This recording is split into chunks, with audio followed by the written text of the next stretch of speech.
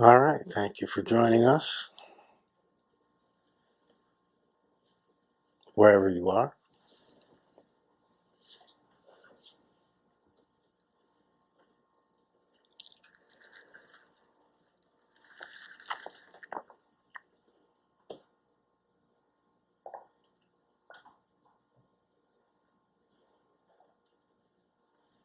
Why don't we have you come up at the beginning? No, none of that.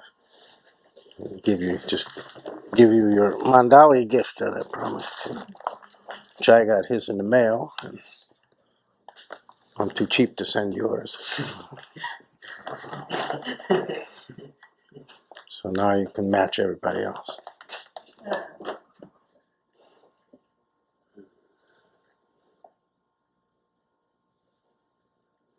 Very unusual to have 9 mandali, or what that means. Given what that means, doesn't matter what term you use, but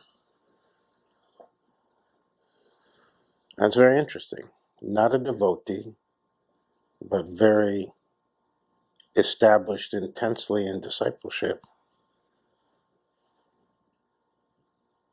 I don't know what to make of it. It's news to me, but I know it. I know it when I see it. And Meher Baba, using that word, gave me a term for it. Without the term, it didn't occur to me to make a category or a public statement, but these things just happen spontaneously. So I don't know what it means, but what's his name? Baba's kid. Like Jacob said when he was initiated to another kid, don't worry, you talk to him and then you get a present.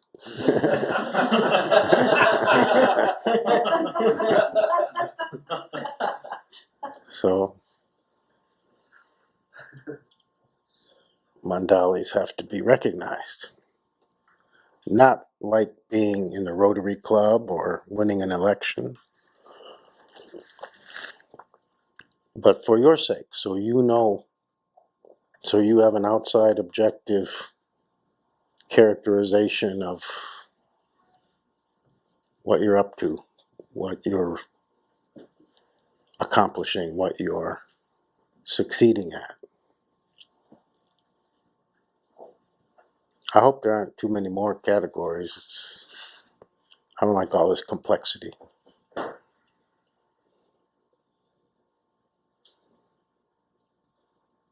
But 9 mandali is 52 disciples, 9 mandali. That the proportion is not normal. The proportion would be 9 mandali. The right proportion would be 3,000 disciples, 9 mandali. So I don't know what to make of it. These things confuse me, but I see them clear. I don't have an explanation. Do you have an explanation? Okay. If you want to say anything, feel free, or I just wanted to give you your mandali gift.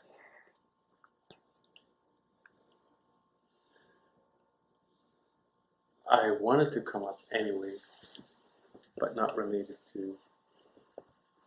Well, then, 2 birds with 1 stone. Yeah, I wanted to share how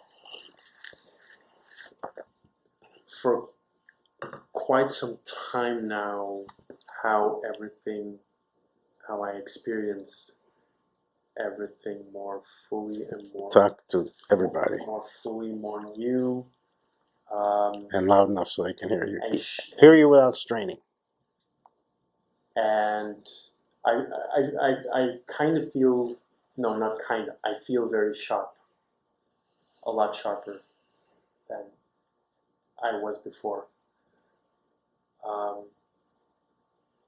And it's got everything to do with less holding back, speaking out, being more out there. And also, yesterday, MSC, well, for me, the one line in the MSC is like every day. No, this moment is the best moment you've ever experienced. That's again and again and again and again. That's like the motor of my experience, or more the motor of my experience lately. Yeah, it's very it's very joyful. There's more joy. There's more happiness. It's like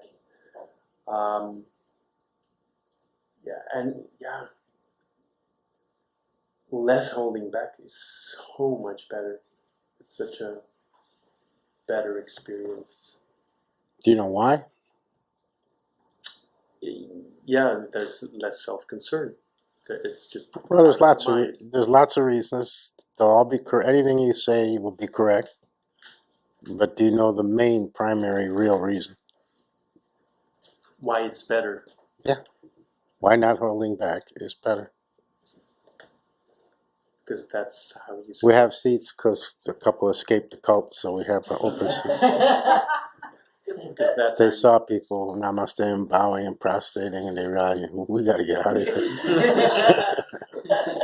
This ain't what we came for. They were just gesturing like.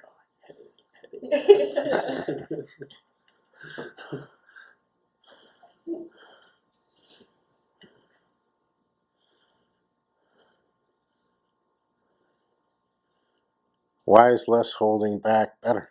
Why would that bring you all kinds of better feeling and benefit, like you're saying? You have more sharp. Your main thing you said more sharp. Why would less holding back bring you more sharpness? Sharpness is another word for clarity. Yeah. I'll tell you why. Want to take one last guess, or should I tell you? You don't have to. I can tell you. Tell me. Anybody else want to take a guess before we close the roulette table? Close the betting. A lot of energy. Anything you say is obviously going to be right. Nobody's stupid here, but there is a clear primary reason, huh? Surrender. Everything you say will be correct. Shantidasa says it's more natural. True that. I'll give you the answer. Because you can't do less holding back. The operative thing is not holding back. The operative thing is the result of less holding back is you take more in. In other words, the operative thing is not about you. It's about you let more in when you do this. And when you let more in, you become more aware, you see more clear. More comes to you in a clearer way. You see the landscape more clearly instead of foggy. So the operative thing isn't that you're more out there. The operative thing is you're letting everything else more in, rather than being much more selective, much more. So yes, you're not holding back, but what makes it work in a way that seems to magically give you instant clarity is because much more is coming in. It's like having a wider lens camera.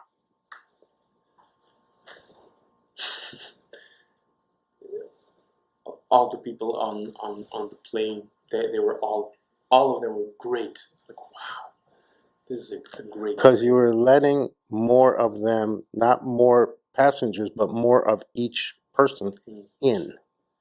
So you could see more how much they had to give. It's like zooming in on a fruit basket and then panning out and say, oh, it's way more fruit than I thought. It is a form of panning out. If you want to think of it in theatrical terms, it's panning out and having a much wider shot that you see more of what's there. But that clarifies your vision. When you can see more, you know what the puzzle of the pic. You know what the puzzle is a picture of. Makes sense, right? Mm, yeah. See? Wasn't complicated, No. but it takes a guru. Yeah. Yeah. You can't figure this stuff out on your own. It has to be shown to you by pointing it out. Mm.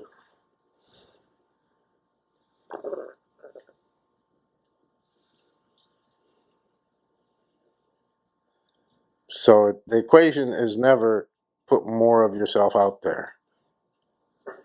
That's the recommendation, or that's a good thing to do because it allows more to come to you. It's always about what's coming in, never really seriously about what's going out from your end. It's about what you're letting in from everywhere else.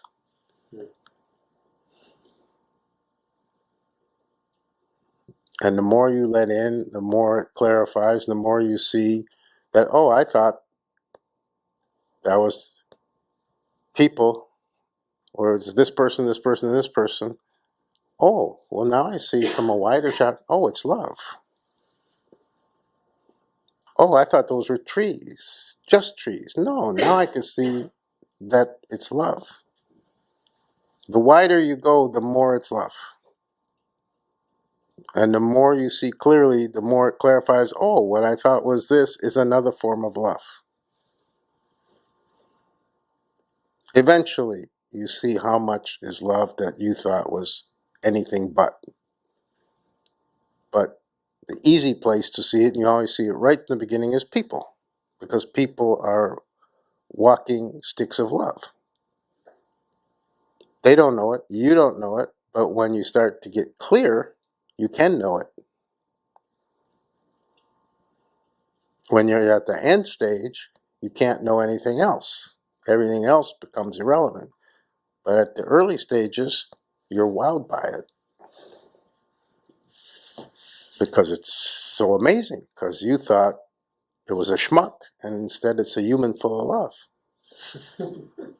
You thought it was an asshole with a bad personality, and instead it's a love machine.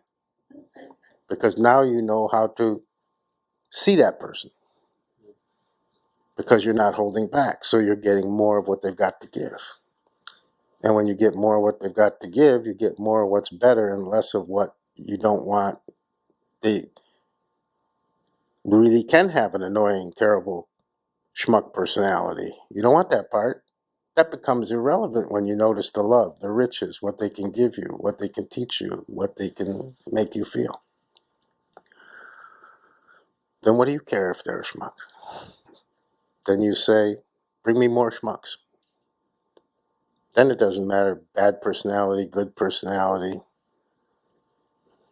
Somebody I like, somebody rubs me the wrong way. You see how, like we said in MSC, you see how much you're applying criteria where no criteria are required. In fact, criteria is the wrong way to go. You're editing out, you're finding ways to exclude, not ways to include. So this is the reverse process, because you've been taught, because it's a social conditioning, societal conditioning, this whole inner dialogue of excluding, oh, that one has a funny looking forehead, I'm not going to talk to him. Ridiculous, but it seems perfectly valid to you, and you means all of us, and that's what we're taught to do. And this is the opposite process.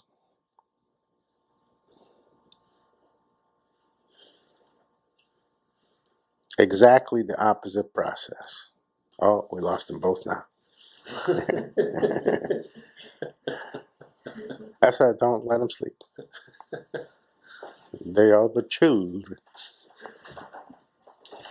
They are the future. Doesn't mean you can sleep.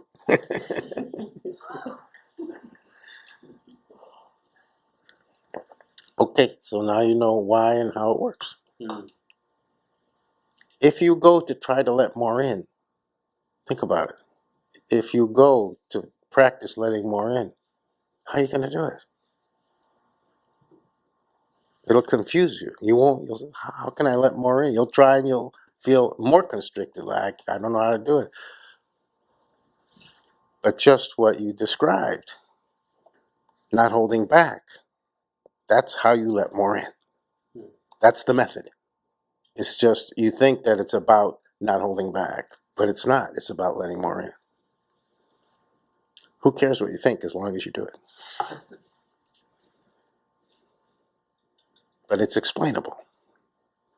It's not some airy-fairy magic. Oh, you look at people with a kinder eye, so you're having this more blissful experience, more loving. No, there's a real reason why this is happening. Because you're letting more in without realizing it. So good. This is very real. You're not imagining anything. It's not a trick of the mood, you know.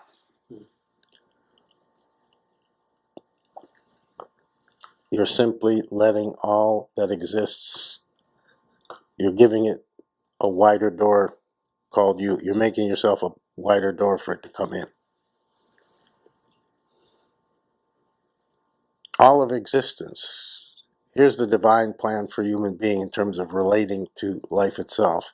All of existence would like to come to you. It's up to you how much you let in. Do you hear it? Can you hear what I'm saying?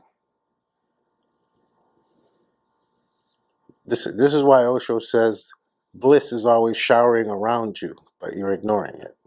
He says it his way, I say it my way. My way is to say the same thing is all of existence would like to come and be with you, be in you, enter you, merge with you, know you, enjoy you, commune together. It's a communion. Existence is a communion-seeking affair. Existence wants to commune with every other aspect of existence. And the human being is the highest conscious pinnacle. So existence would like you to open all the way so all of it can come in and say, here we are. Hello, how are you? So existence is trying to embrace you at all times. When you open more, you start to get a sense of that. You'd never call it that, but way later you will. You'll see that that's exactly what's happening.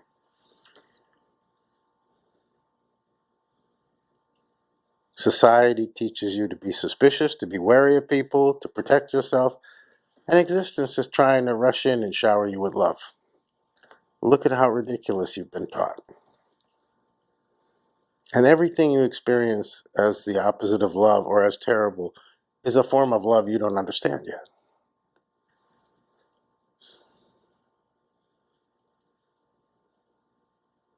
So keep letting everything in.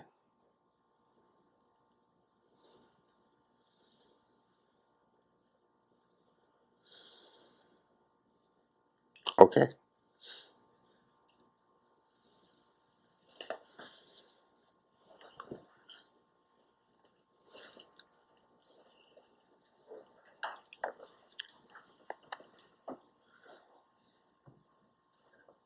See the moderator if you'd like to speak.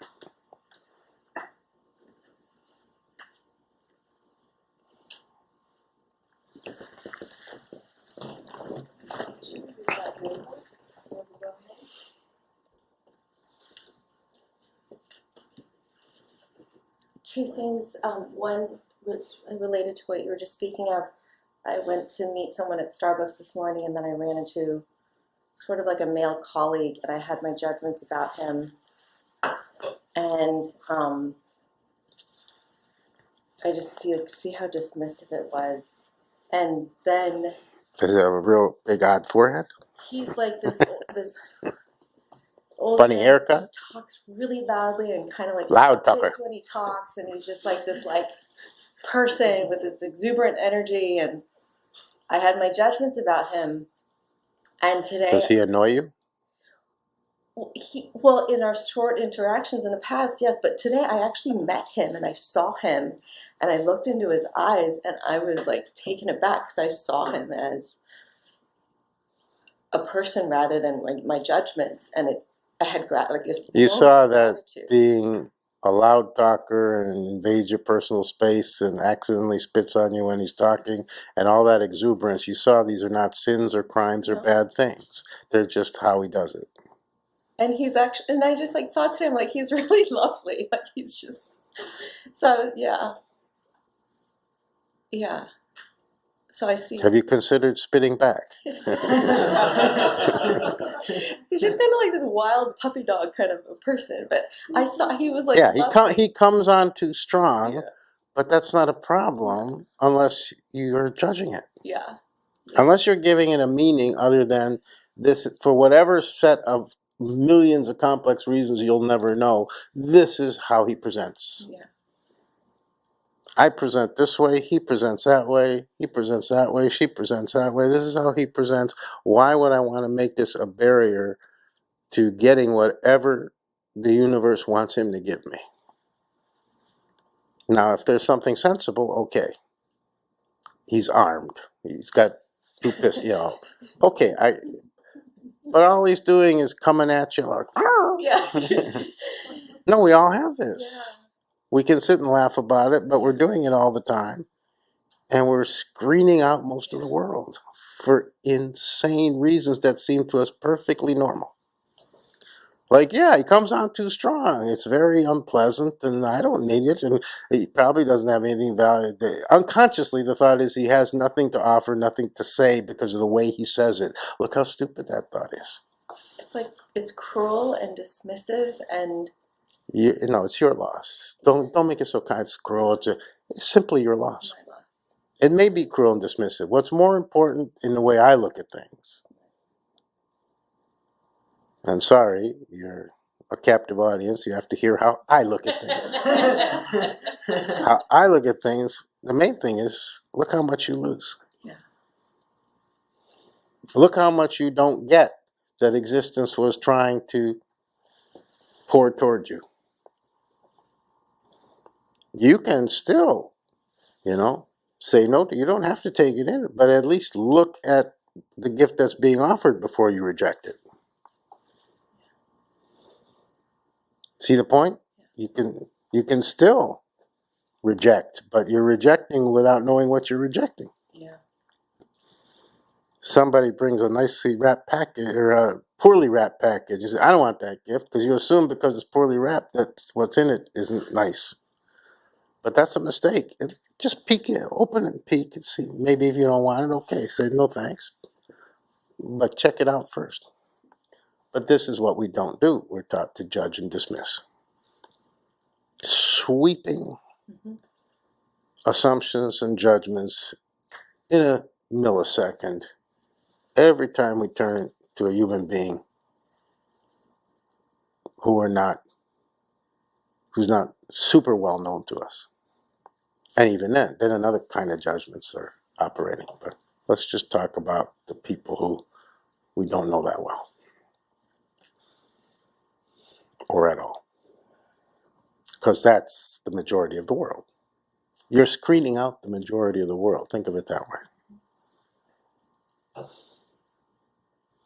I also appreciate, like, with the Sangha getting closer and getting to know each other more closely, how all the barriers were my sweeping judgments. Mm-hmm. No one changed. It was my sweeping judgments that have started to clear away. They're not as bad as you thought, are they? Right. It was all my nonsense ideas. So it's nice to get to directly. The stupid ones aren't actually stupid.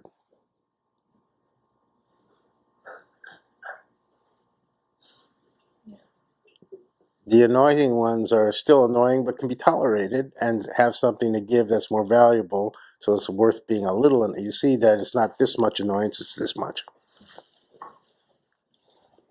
I'll give you a list of the annoying ones later. We have their names on a list. Mandali, Annoyali, whatever. You don't get a scarf for that.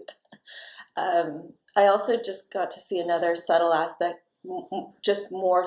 So this is the method. No, hold on. Don't race ahead. This is the method. This is why I keep telling you you must get much closer, because you'll break the barrier in here with these people, and then you take it out into your life. You won't do it out there. You'll do it here. You won't do it with the other people. You'll do it with these people, because here it's possible, and with Sangha, within Sangha it's possible, because people are willing. Outside of here, you can't break your own inner barriers because people aren't willing to participate with you and support that. It's unconscious on both sides, from them and from you. But you must do it. This is why Sangha is another part of why Sangha is part of Guru, because the Guru uses Sangha to help you break your relational barriers so you can do it in an environment where it's possible. You're not going to be able to do it out there. The deck is stacked against you too much, and you won't get the response that helps you break the barrier. In Sangha, you'll get the response. So this is more for other people who are listening to you and thinking, oh, well, maybe I can do it at work. No, it won't happen. Maybe I can do it in my family life. No, it won't happen. You got to do it in Sangha. Because Sangha is the petri dish. Sangha is the lab where it's all things are possible. Because it's divinely sanctioned, divinely supported. You can do things in Sangha. You can do things here you cannot do in your outside life. Let's call it. There's no such thing, but we have to be able to talk. So the line is in your head, so I can use that term. It's not real, but that's how your head believes. So.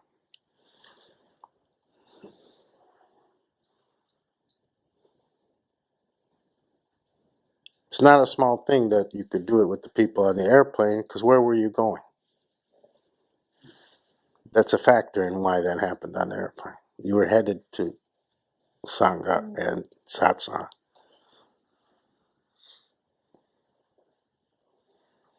Okay, go ahead. About leisure, in MSA we're talking about the importance of daily leisure, and I thought I was very good at leisure.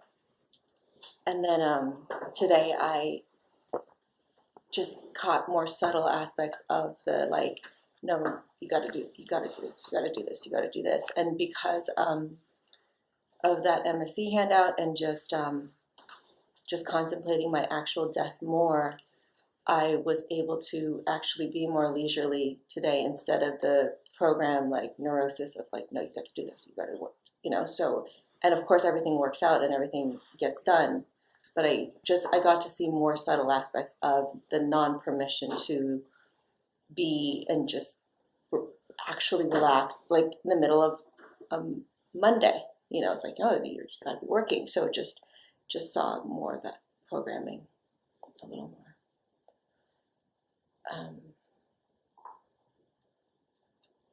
And really just meditating or contemplating my death more just makes that. I used to think of Mondays as the first opportunity to call in sick.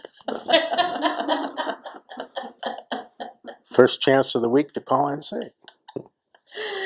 When I was a working man. It wouldn't occur to me to think of it as the first day to do a lot of work. Are you kidding me? So, yeah, thank you. I was just seeing more of the subtle aspects of that. But you know the rules. If you call in sick Monday, you cannot call in sick on Friday. And you have to make a very clear decision about whether or not you call in sick on Tuesday. Because it's really weird to call in sick on Monday, show up on Tuesday, and then call in sick on Wednesday. There's a lot of rules here that you guys apparently don't know anything about. That I know all these rules.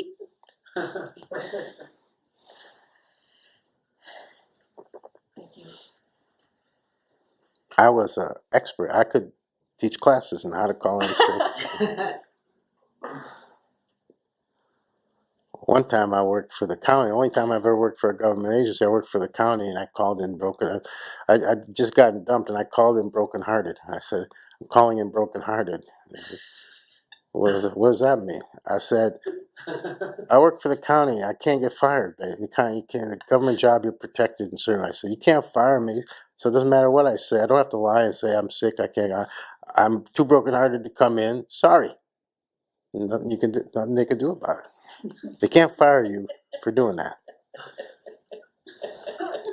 in a county job. And they knew it, and they were really afraid of me after that, because like most people don't realize that, you know, you pretty much have to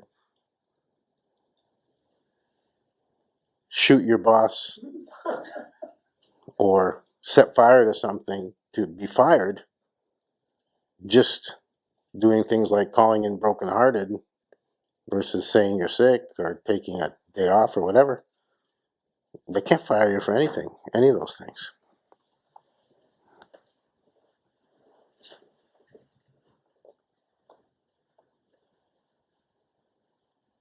Yeah, you could show up wildly inappropriately dressed. They can send you home, but they have to pay you. But they can't fire you for it. Coming in a tutu, you know. I mean, not that I did that or would, but you could if you worked for most counties, and they couldn't fire you for wearing a tutu, because you could say, I don't have freedom to dress how I want to dress and express myself. And so they could say, so if they don't have an official dress code, and they can't fire you for not following the dress code, they got to warn you or counsel you, you know. I mean, this was a driving job, and I was using the county van as my personal vehicle. I was taking it home every night, which you're not supposed to do. So one day my boss calls me when I'd called in sick and says, "Where's the van?" I said, "At my house." He said, "You're not allowed to take the van to your house." I said, "Well, okay, I won't from now on." And he says, "How long you been doing this?" I said, "The entire time since the first day I worked." He said, "You've been working here a long time." I said, "Yeah, about a year and a half." He said, "You've been using the county vehicle as your personal vehicle every night, 5 days a week, for a year and a half." I said, "Yeah." And he said, "Well, don't do it anymore." I said, "Okay, but if I need it, I might." Because I knew and he knew there was nothing he could do about it. He could not fire me for that. Because it was a guideline. You can't use the county vehicles as personal vehicles. It was not a policy.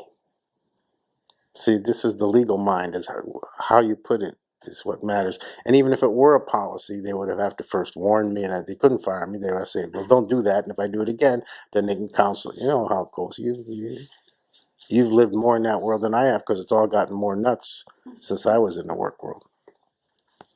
So I had a free car for a year and a half due to that job, and I didn't have to hide it. I was never afraid they were going to find out, because I knew they couldn't fire me for it.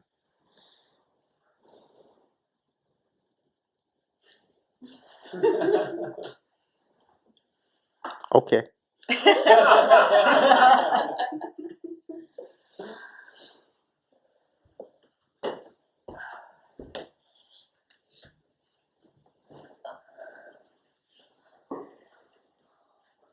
Celia, if you'd like to go to the question. I'm trying to think when that job, that job was, maybe I was like 24 or something.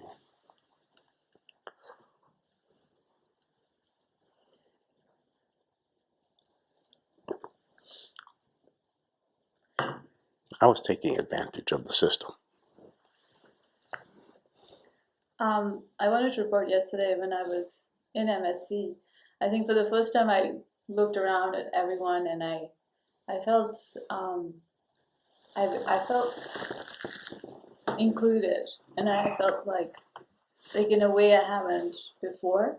And I know that often, when I sit up here, you're always like, include everyone, and I think that was the first time I felt like, yeah, it's just like something had dropped. I wasn't excluding them, and yeah, it just felt more. I could just something had dropped. Mm-hmm. I wasn't excluding them. and it was very nice. So this is the first part of a larger experience. This is one aspect, the first step of a deeper feeling. Because the feeling you were aware of was I felt like I was included and I could include everyone. Am I describing it right? Yeah. Yeah. That's the first part, first installment. You're going to become aware of the whole feeling slowly. So this is just how it feels in stage one. Mm-hmm. When you're done, you'll feel it fully and you'll know the full meaning. It means what you say, but that's only an aspect. Mm-hmm. So when it's fully present, you're fully aware of it, you'll say, I know who my family is. What you're at the tip of, this is the tip of recognizing that I'm part of a family. That's more profound to be part of that family than the family I was born to. That's what this is a first bit of that larger, this is a little sliver of a slice of a much bigger pie. Why? How do I know that? Because you're describing what guru ears can hear is the tip, the first part of something, and all I need is the tip to know what the whole thing looks like. All I need is a little piece of the pie to know what pie that this is a pie, that's not the whole thing. That's why you need a guru. Mm. Otherwise, you think you've had an experience and that's it. I also feel more self-love. It's clear to me that I value myself more. This is the future arriving before it comes. Because you feel more self-love when you feel really part of a loving family. Being part of a loving family means you have the experience from many people of feeling loved by them. Feeling loved by many people genuinely makes you feel genuinely more self-love for yourself because it teaches you how to love yourself. So this is the future arriving secretly and not manifesting yet. Because the result of being part of a loving family for real is you feel much more self-love, self-regard. And you're reporting that already, but you haven't gotten the whole pie yet, and you're already reporting the taste of the pie, how it feels to eat the pie. So this is the future coming in the back door. You don't even have to wait for it to arrive. It's already there. This is the funny stuff that happens with this kind of stuff. This is actually the future, literally the future. I mean, if this happened in the logical sequence of how it ordinarily would, you wouldn't say this, I feel more self-love, until it was all at the end of the whole thing. Oh, I feel I found my family. The result is I feel so much more self-love. But you're saying it right away, and the first tip is all that's happened is the first little tip. Because on the spiritual plane, the past, the future, it doesn't matter. It gets all jumbled up all the time, easily. More so than when you're following the conventional way. But this is a Sangha, and this is a spiritual center, and I'm a God-ordained guru, so all bets are off. The ordinary rules don't apply. The ordinary rules, the future can't get here before it does. Right? Yeah. What you're describing is the future arriving early, and it will still arrive on time when it's meant to, but you get Taste. it's more than a taste. You get an experience of it ahead of time. You get it ahead of time, and then you get it also when it arrives on time.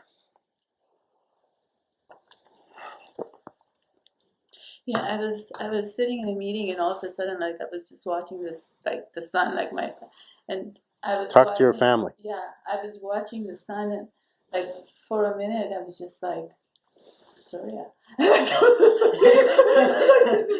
This self-love going on like literally like I was just loving myself. I was just sitting there and going, Surya. You know, like you generally it's the guru's name that will come up, like I will chant, but like this time I was just it was my own, and it was just like, this, yeah. And it clarified to me that I was loving myself. I was, yeah. So when you hear Surya, does it remind you of you or does it remind you of me?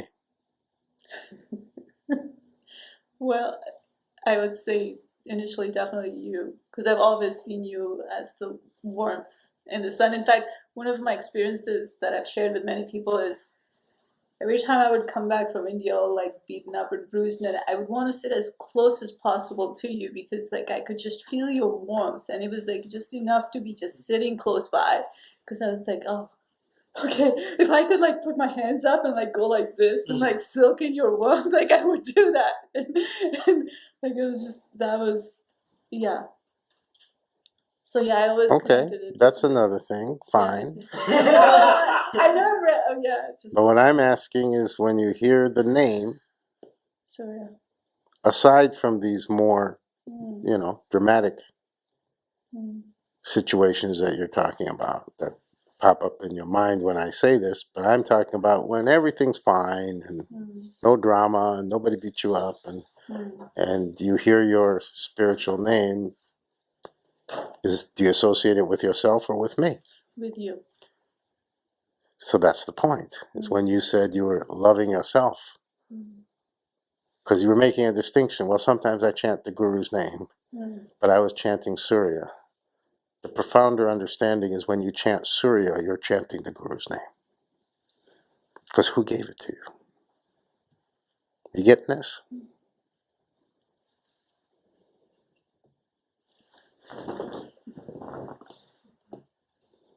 I didn't. It's a trick. It's a device, as Osho would call it. It's a device. When people ask for a name, it's used as a device. People think it applies to them, but every time I hear Premodaya, I remember Osho. I don't think of myself. That's what a spiritual name from a guru is. It's another form of guru focus and another form of universality or God awareness, whatever you want to focus in on. All are going on when you hear your guru given name or think of your guru given name or associate it with yourself. When you associate it with yourself, it is think about it a minute, everybody who has a name. It is impossible to not remember the guru. So you're doing guru focus even when you weren't trying or wanting to do guru focus, which is for a disciple, is more powerful than most other forms of chanting. That's chanting plus.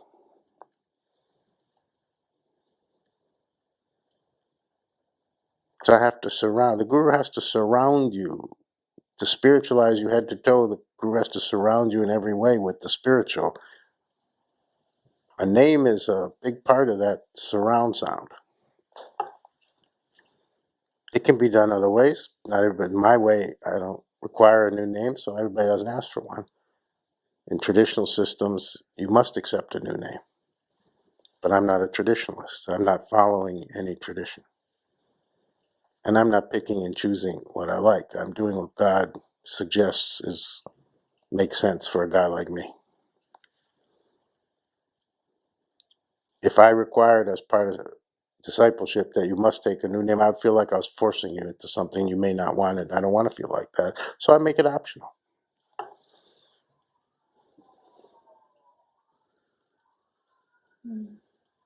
But everything is a device. Everything a guru says, does, is a device to help you.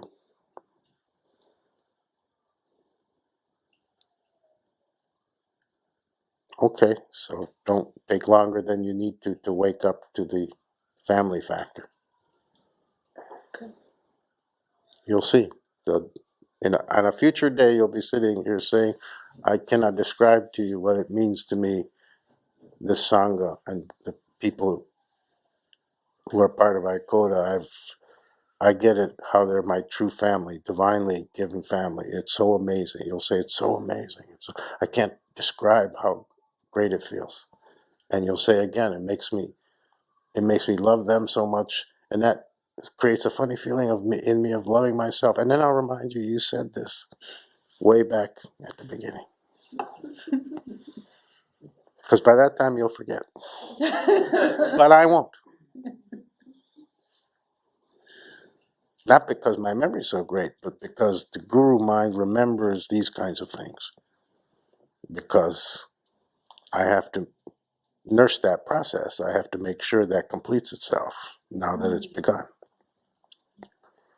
So I don't forget. You think it's about memory, but the guru doesn't have to remember or try to remember anything. The guru automatically retains what needs to be retained for your sake. God takes care of that. That's the guru function. That's not the person. It's not the person's memory. It's the guru function, which is divinity itself. Does divinity need memory? Come on. That's what some people are amazed sometimes. Say, well, you said this or this 10 years ago. And they'll be like, how can you remember? I remember it, but how would you remember it? I don't remember it, but guru function retains it. And I can remember it exactly. And when guru function gives it to me, then I can remember every word you said. And how your expression looked and all of the above. I may not remember the exact circumstances, when, where, and what date, but I remember what you said, what you meant, and how you were then versus how you are now. And what the meaning of these two things is, then and now. Okay. So you can shorten the length of the process by reminding yourself, this is my family. The Sangha is my family. That should be your chant. Would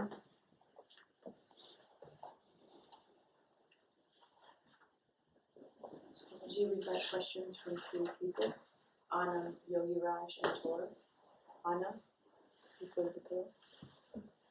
Don't hesitate to remind me that the meeting ends at 9 because we have new start time, so my brain hasn't adjusted to the correct end time. 9 o'clock is the official end time, right? Yeah. So if I'm like seem oblivious and it's getting on 9, I'm like obviously still going and not. It's not that. It's my mind hasn't adjusted, so feel free to prompt me. Like, just feel free. I may still go on, but it'll be on purpose. Not because the new time, I don't have the end in my head yet. I have the beginning, I don't have the end. I wanted to follow up from Ananda Das and Nova's comments about the judgment. And when you talked about it last night in MSC, I was like, yeah, me too. And I really noticed this past weekend, I was at an all weekend long training at the Sheraton at LAX, which is great. But it was coming up just like it did right there. And I was really seeing this judgment and how constricting it is. And I've seen it before, forever, and everywhere, here, not here, everywhere. And It's portable. yeah, travels with. Yeah.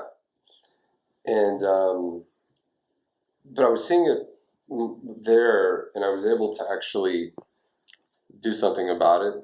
And as you were describing it tonight, of just letting in.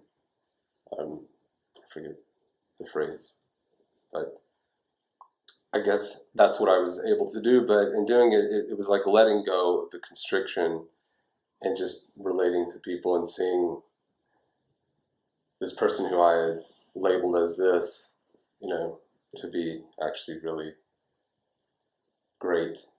And I actually had a very good training weekend, and but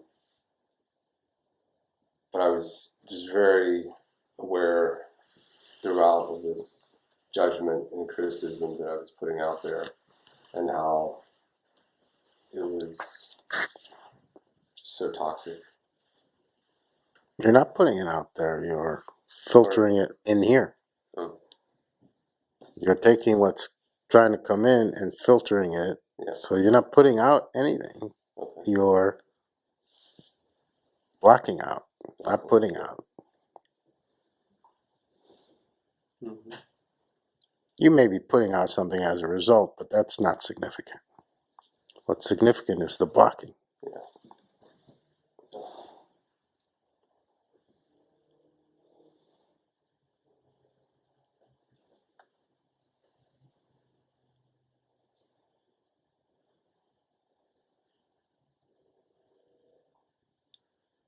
So it's not because you're all three, you said, I want to dovetail on what Ananda Dev said and Nova said, and it's not because the three of you are in MSC and we talked about it. I want people to notice this is how Sangha works.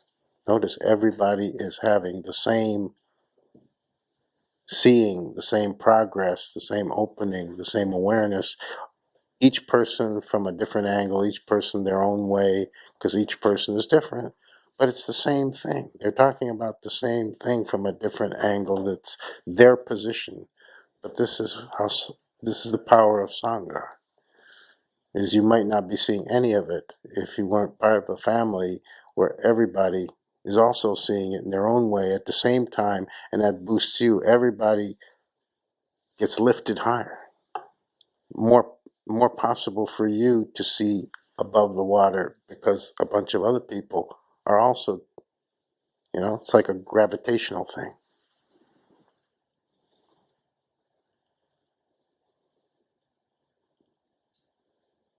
I know you came up to say what your experience is, but I want you to see that this is a shared experience among many people. Yeah. I want everybody to understand the power of Sangha more for real, more profoundly, because you don't get it yet. That it's not just that it's a loving family. There's a power in it. This is what expands your consciousness. The surround that makes it more possible.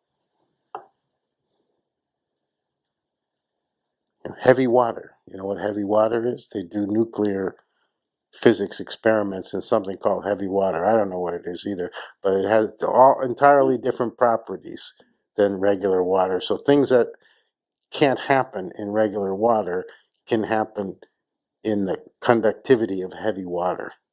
So there's a lot of nuclear things where they need heavy water. So a certain kind of water, a certain different chemical makeup than regular water. Sangha is heavy water. Things are possible that aren't possible in regular water, which means the regular world, regular life, conventional daily experiencing. Sangha has divinely imbued power in it that operates specifically, uniquely, different than the guru's transmission, different than the guru's effect, but it's actually coming from the guru. It's part of the guru's effect. It's part of how the guru influences you and helps you and guides you and takes you. But you have to start appreciating the power of Sangha. Otherwise, you don't use it to maximum benefit. It's too easy to literally dismiss it. Oh, it's just lovely people and a lovely family and I get to enjoy it and such nice, good-hearted people. No, it's supercharged with God. And the presence of the other people makes it so.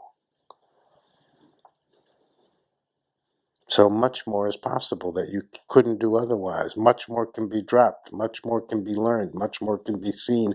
Much more can be understood that without the people who are here, you wouldn't be able to do it as much or at all.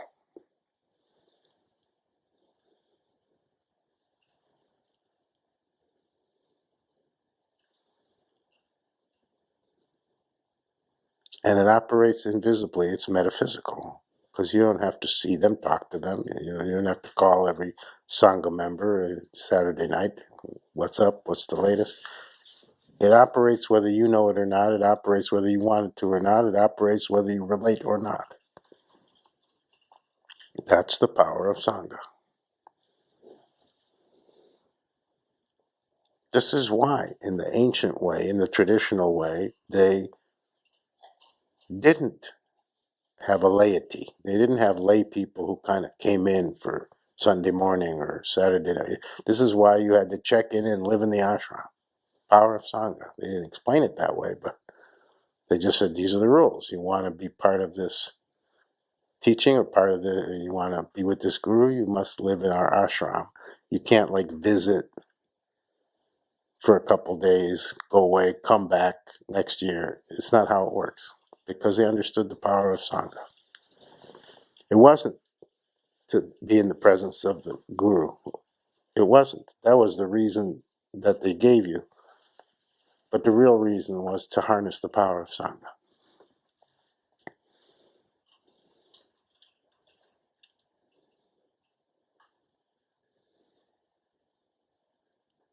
Because guru is divine function, doesn't need your presence, doesn't need you to be present with it to do what it wants for your benefit.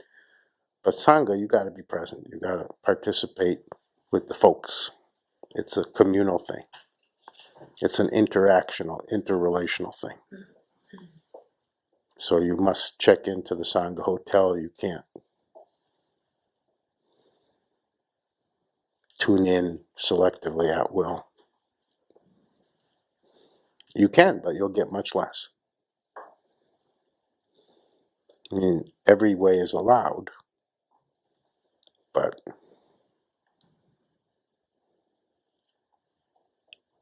you have to understand these things. It's good to understand these things.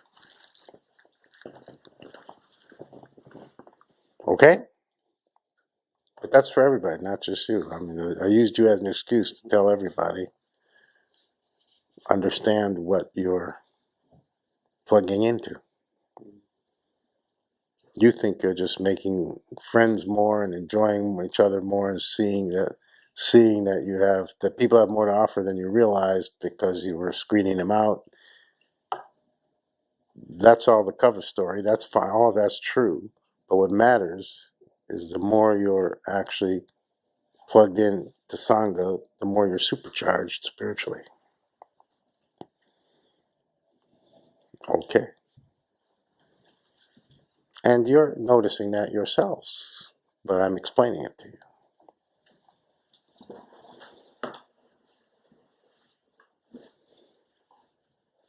Yogi Raj?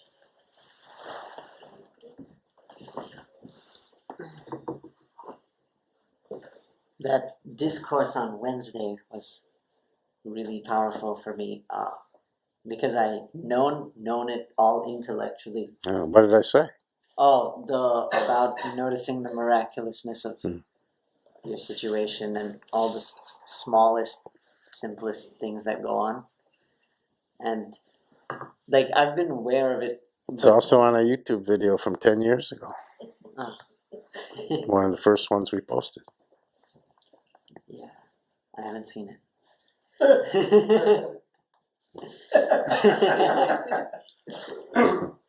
But so I've been aware. Have you heard of YouTube? Yeah. It's this thing they have on the interweb. Yeah. What's that one called? The miraculous is always going on. Oh, that's social. That's no, that's me, but that's a different talk. It has a more catchy title. Anyway, But, go ahead. I've been aware of it, but only intellectually for forever. I never really felt it fully. Yeah, at all. And in the past week, it started more and more, really slowly, like it's like a flowering almost. I'm starting to notice how the simplest thing, like the real miraculousness of it. I think part of the reason for me I won't, especially with the work related stuff, that I don't really feel it as much as from comparison. Like I'll be comparing myself to, you know, either an imaginary situation like what it could be, or to somebody else who I'm aware of, or what I think is a better situation. So I guess it's still imaginary, but in some sense. But so that'll make me kind of diminish it, or give it less power. This is just a report. Yes. Yeah. So why do you think that's happening? That you can suddenly feel it, and that you're more able to keep out the distractions that make you forget, and that you can feel it, not just know it intellectually. Why now? Why do you think that's happening? I know, like more. It'll be an incorrect guess, so don't hesitate.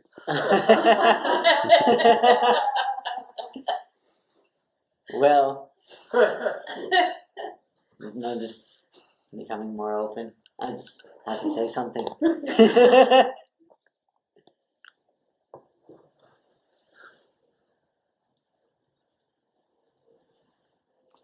Well, if you're becoming more open, then what might you be more open to? The guru? The Guru's transmission. Correct. That didn't take long at all. The ongoing Guru transmission, that Guru function beams into all disciples at all times. But your receptivity, your openness, your willingness determines how much of that broadcast reaches you. And what you're describing is you were more open, so more of the broadcast arrived on your screen. Because the feeling part has to be from some kind of grace-based source. You can't reach the feeling part on your own. On the spiritual platform, we're not talking psychologically, emotionally, we're talking about spiritual knowing. The feeling part has to be given to you, transmitted to you. You can't figure out how to make it something you feel for real.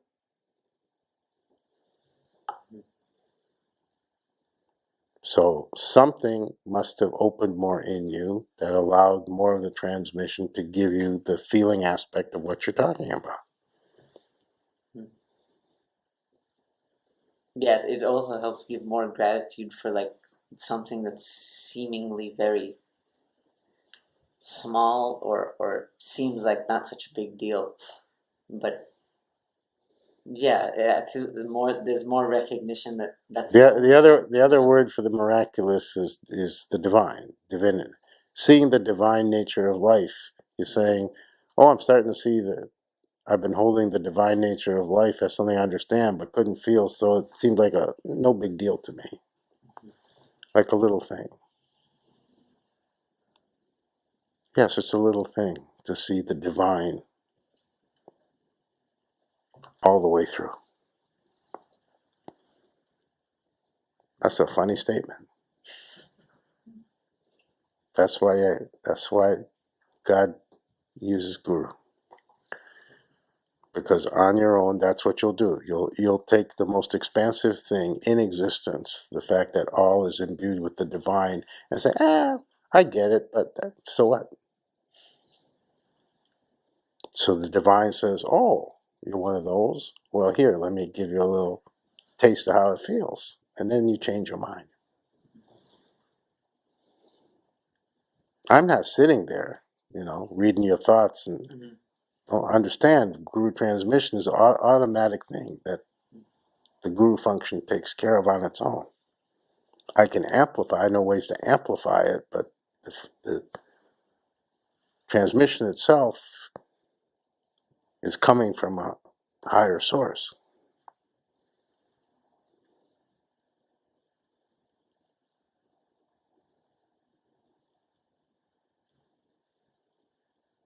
So, good for you. If you can remember what you did that made you more open, then you can know what you should do more of. Something made you more open this week. Yeah, it's just 1 week, but it's I don't know what, but something made you more open. And the transmission had much more effect directly on you as a result. Think of it as a 24/7 broadcast. The radio station, the TV station is always beaming the broadcast, but are you turning on your set? You know? Yeah, but actually, I think I might know kind of what sparked it, and I was actually talking to Devraj about it on the day of the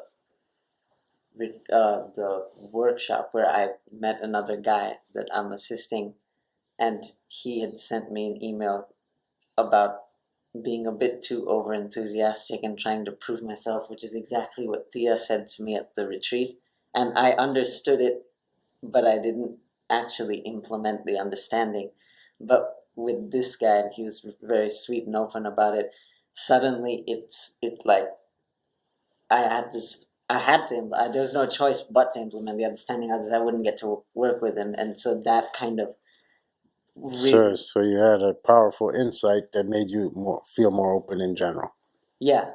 And when he said that, and I like, it was an instant change, and he was so happy with the way I was able to receive it without being defensive or anything, and the fact that we were able to have talk about it, the conversation about it, the openness made like working together that much better, because now we know we can communicate. And so from him it seeped into every other aspect of my life. So are you guys hearing Are you guys hearing that this is yet another form of the same thing that everybody else? This is Sangha. Are you hearing it? Very different, whole different experience, whole different take on it, whole different text, whole different context, whole different story for whole different reasons and whole different ways. But it's the same thing, and it's all because of Sangha. Everyone moves together. When real Sangha takes hold, and it has quite a while ago, it's not last weekend it started, you're always moving in unison, but you don't realize it. It's always together. It's always the power of more.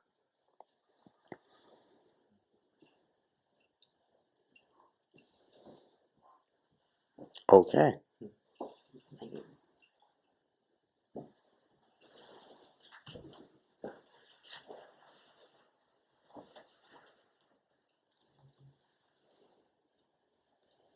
Swamiji, we have Tor, you unmuted. This is similar to what everyone else is saying. I just wanted to. What a surprise. Good feedback. Can you hear me? Yes. There's no feedback at this end. This is similar to what everyone's saying. I just wanted to say that since Saturday, since you broke the news that another person was going to become enlightened, and what you told me to take my discipleship. Headline news. Yeah. Read all about it. Even since Saturday, Swami predicts. I feel like so much has changed, and my focus has just been lasered in, and things are falling away at such a quicker rate. I just feel so much more focused, and the thought of not jumping on the opportunity to go as far as I can in this lifetime scares me more than anything else. And yeah, I definitely feel everything that everyone has said.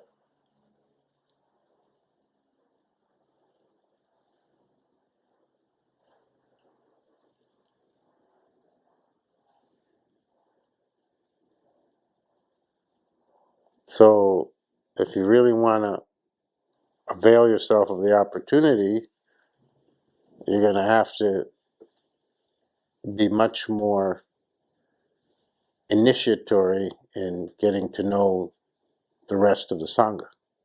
You're going to actually have to initiate making contact and making friends much more than you have so far. Because they're not going to seek you out. You're going to have to seek them out, because that's the way it works.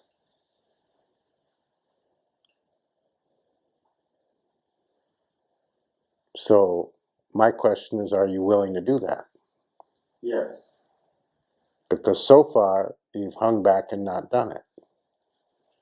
Are you willing to make a radical change and turn toward people and start relating? Start seeking out the people who come to ICODA outside of ICODA events and seeing how much you can make a relationship with this one, that one, that one.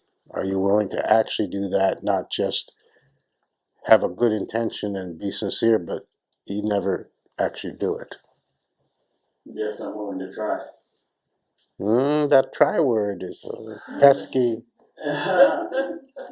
tell. You play poker?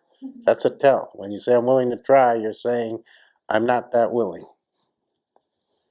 Translation in spirit thought, I'm not that willing.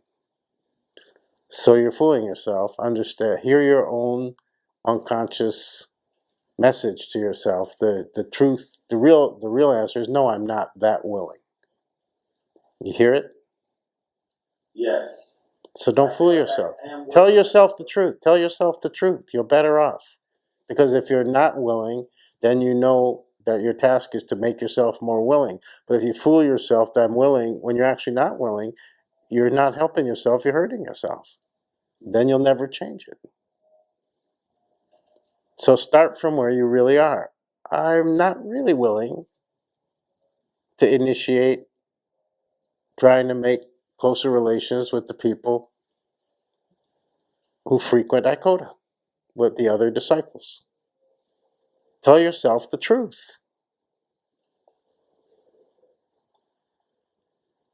We're not judging it. If they are, I'm not responsible. You're allowed here to be totally isolative. We don't tell you you must, right? So you have complete freedom to avoid all the people, not form any relationships with any of them. But you keep telling me you want to take the opportunity and plunge in all the way.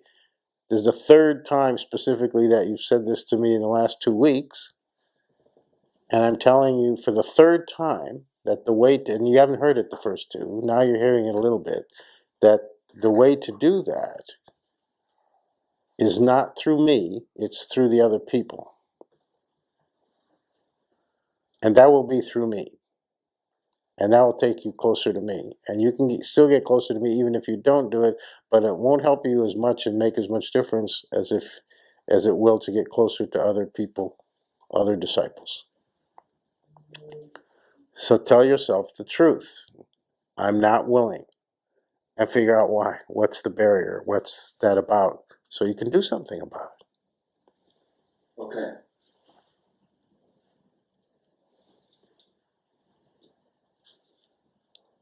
Do you feel criticized? No? That's not a criticism. You're fooling yourself, and if you're doing that, my job is to help you stop doing that and be honest with yourself so that you can know what you need to do. If you have to go somewhere and you think you already know how to get there and you have no clue how to get there and you fool yourself, I know how to get there, you're not going to get there. But if you know you don't know how to get there, you can call somebody, you can use GPS, you can get a map, you can do whatever, and you have a chance to get there. But if you're telling yourself, I already know how to get there, but it's not true, you see how that's self-sabotage. It doesn't work. Nothing changes. Nothing goes forward. So start with the truth. Okay. We're not criticizing you for not being willing. That's you're confusing ICODA with the world. If you admit to the world you're not willing, yeah, they might say, well, you're a fool, or whatever they say. Somebody said a phrase to me today. I didn't understand what they were saying.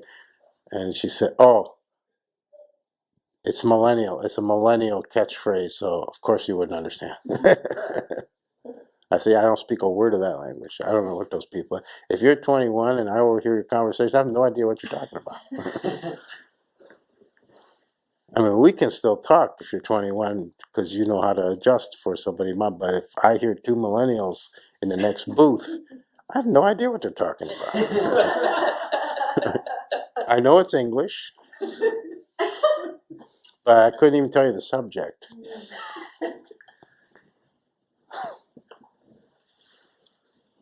Someday you may translate for me. Who knows?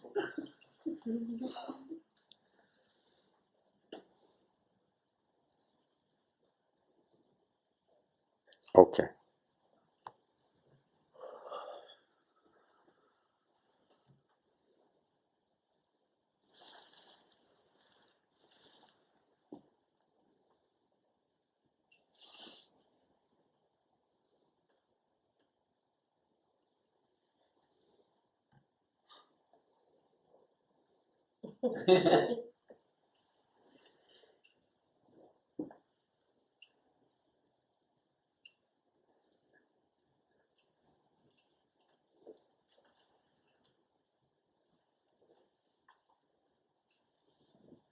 That's it?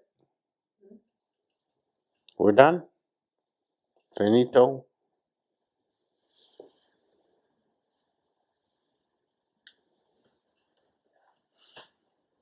Swamiji, do you dare? Go ahead. I thought we were done. I just realized when I was hearing Tor speak that I usually feel That's that a way. dialect of millennial language. Torspeak. I usually feel like, yes, let's do this. I mean, not in the way that he said it, but this feeling of like, you know, okay, Dara, let's go all the way. I don't even know what that means, but we're doing it anyway. But this last week or so, maybe a little bit less than that, it's been a little bit the opposite of that. Like I feel flooded. I feel like, please, not something else I have to be aware of or do.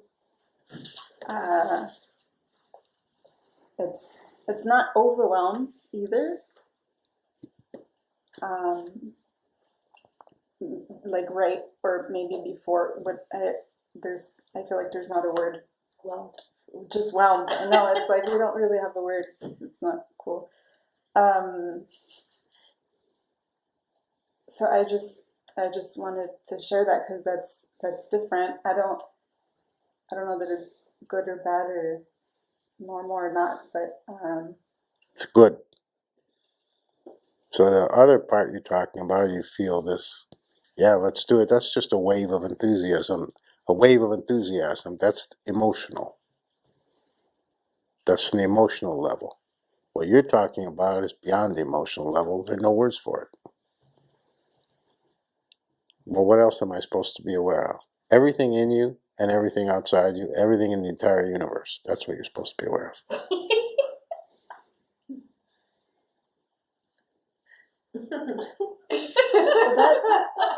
that doesn't feel daunting. That's funny because it's when I think. But you're experiencing it as daunting. You're coming at it from some other angle.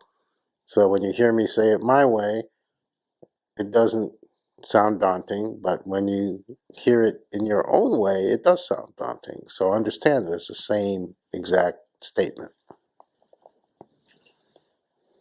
Whatever you're hearing inside is what I'm saying on the outside, as this is what it means. This is what you're actually saying. But good that you're saying it to yourself in the not daunting way, but it's daunting. You're right. You have to climb so high that you can see through God's eyes. How's that not daunting? So that your perspective is beyond time and space. You have to reach the infinite, the eternal. You want the divine, you're talking about that which is on the level of the infinite and the level of the eternal. So how's that not daunting? That's a ladder with no rung. The ladder is, there's no more ladder and there's no rungs, but you got to keep going. How's that not daunting? You climbed the whole ladder, you even got a little, you're floating a little above it, but you can't go any higher. You're trying to reach for a rung, but there aren't any, and you still got to go way up higher. How's that not daunting? I feel like I have no idea what you're saying. You don't need to have any idea what I'm saying. It still has its effect. What I'm saying is you're not sure if it's a good thing or a bad thing. I'm telling you for sure it's a good thing because it's not an emotional reaction. It's an actual inner unconscious, on a spiritual level, recognition that the only choice is to go to God. You want the full translation, that's it. So this is your initial reaction to that knowing. You don't even know yet that you know it. But you're experiencing, what you're experiencing is of the nature of how I'm describing it. Okay. Yeah, you don't have to know. You just have to answer the question that, you asked the right question. You know, we didn't really ask a question. It matters to know whether it's good or bad or neutral. It does matter. Because if you know it's good, you can more allow it. So I'm telling you it's good. But it'll be wordless. There will be no words for it. You won't be able to express it. But you'll feel it. But this is spiritual, real feeling. This is not some wave of everyday feeling. Yeah, it's not enthusiasm. It's recognizing the larger dimension, let's say. It also doesn't feel like a choice. Didn't I just say that? Recognizing that there's no choice except to go Godward. Okay.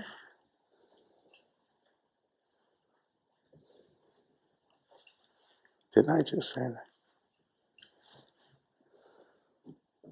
Now don't start crying because that's falling into the emotional level. This is not emotion. This is spiritual feeling, which is a whole different thing.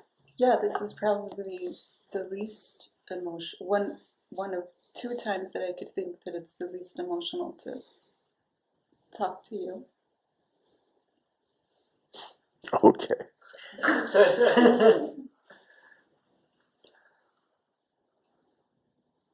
I guess I can sympathize. I get scared when I look in the mirror. Is that me? Where's the young guy? No, it's the intensity. Yeah. And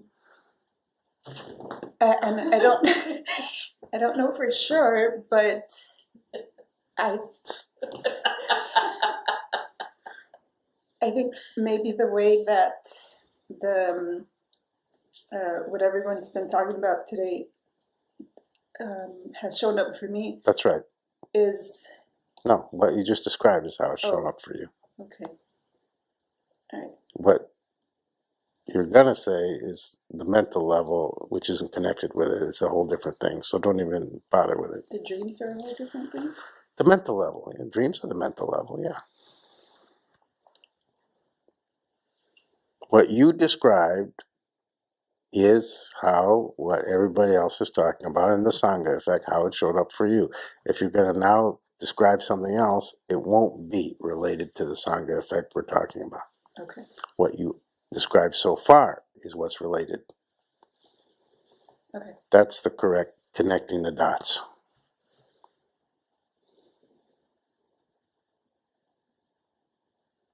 Because remember, the emotional and the mental are not two, they're almost the same. Yes, you've said that. Okay. So it'd be natural that you jump to the mental level. If you can't jump to the emotional level, you jump to the mental level because you're really jumping to the same place, but that's the tendency.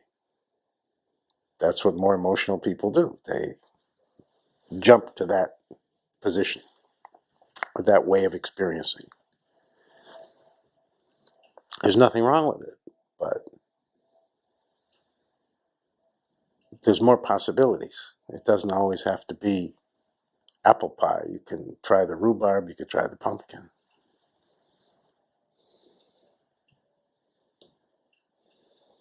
Okay.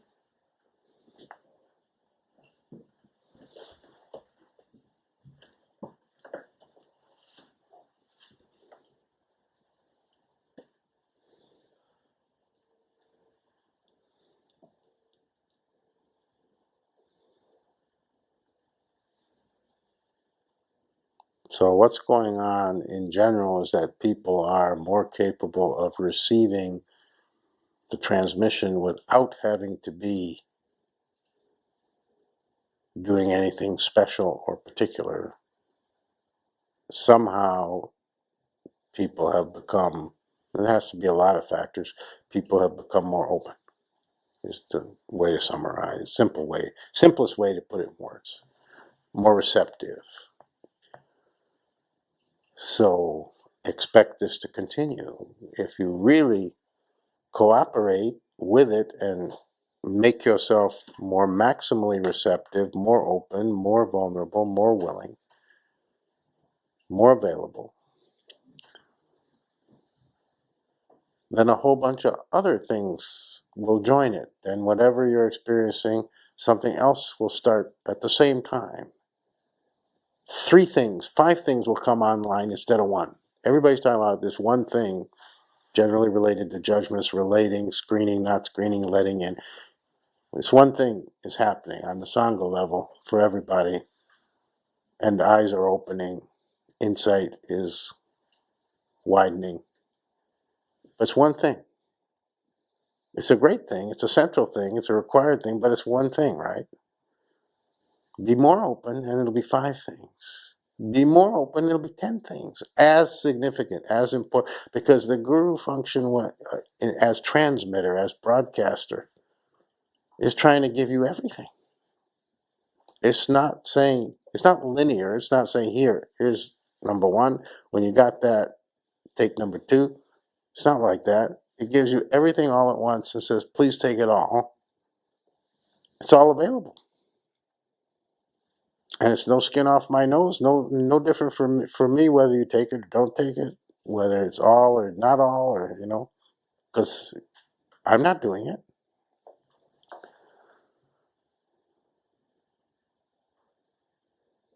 But when I said all of existence is trying to get to you, it's the same as saying God is trying to get to you. And God is trying to get to you.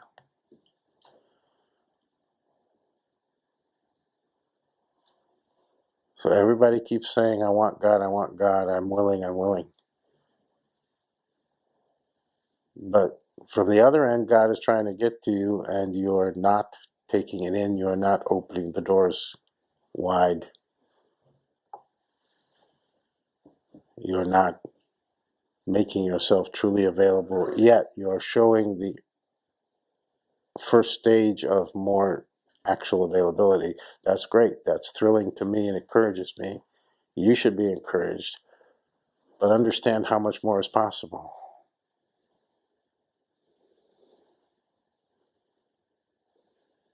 That it's a difference of 1 step or 100 steps. So now you've got the first step down. 99 to go. But they don't have to take it. You could do them all at once. You really could. You could just fling the doors open. Osho titled one of his books, Leap Before You Look. That's his recommendation for your approach to life. He doesn't mean be stupid, be ignorant, be wild, and a danger to yourself and others. That's not how he means it. He means be willing to take the risks that really matter, the spiritual risks, the relational risks, and the risks of opening more. That's what it means. leap before you look.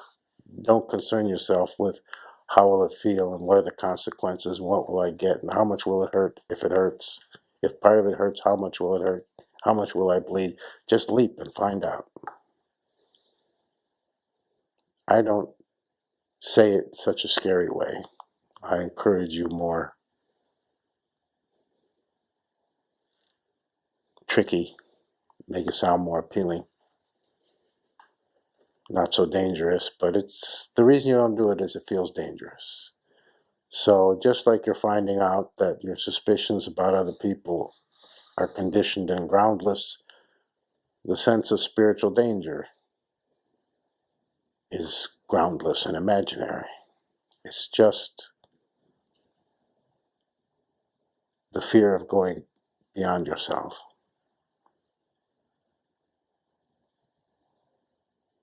But you have a whole family to go with you.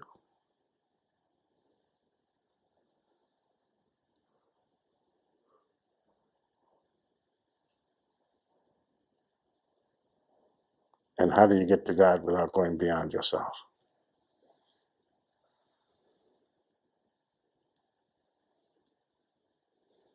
That used to be our slogan, Beyond Self.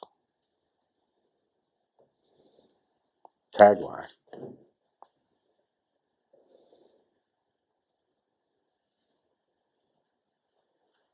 Sangha means beyond self. It means something else literally, but Sangha is the position of non-self. And then you learn how to function within that wading pool, and then you go to a bigger pool, and eventually you learn how to swim in the ocean.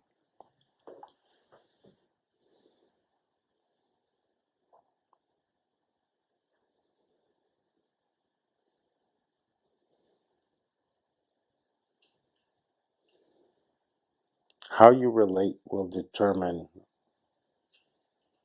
how close you get to God. That's the secret key. Chew on that.